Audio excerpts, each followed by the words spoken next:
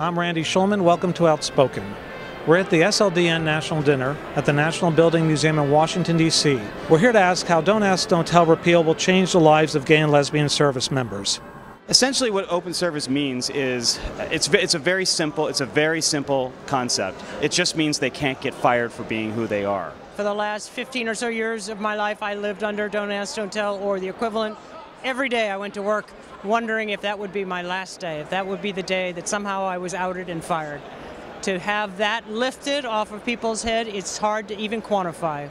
They'll be able to serve with integrity and dignity and not have to lie or hide, and it will change their lives enormously. You can't serve honorably if you are not only lying to yourself, but lying to the men and women who are depending on you to defend their lives in the trenches. Those who come back after performing sacrifice and service to the nation are going to come back and ask for respect for their relationships. And those who don't, just because they're wearing uniform. Many of these are candidates for positions throughout corporate America.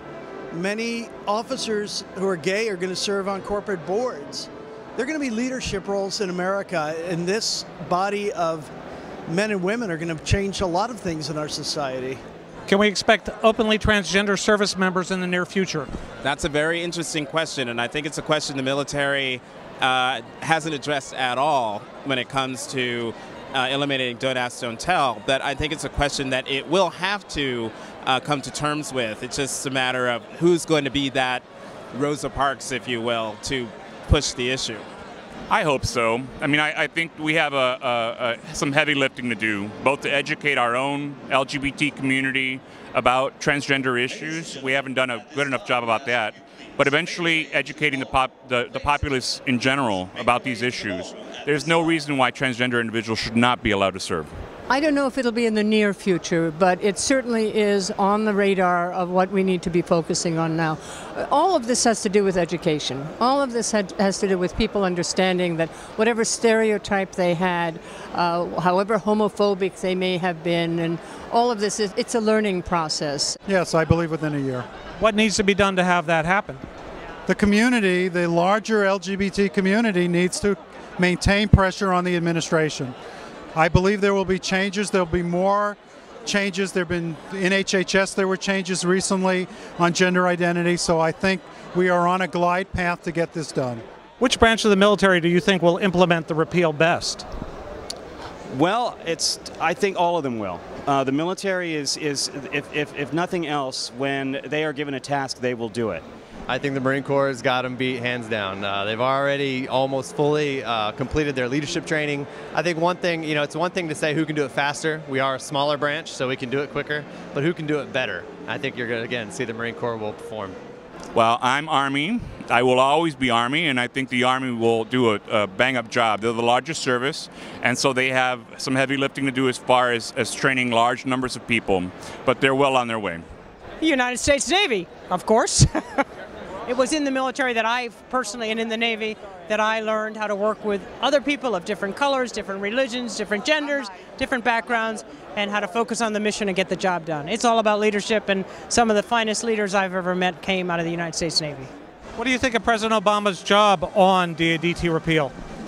Well, he took office and he said at the end of the day he would have it repealed under his watch, and he did it. And people say it was him, it wasn't him, but at the end of the day he appointed the right people and they made it happen.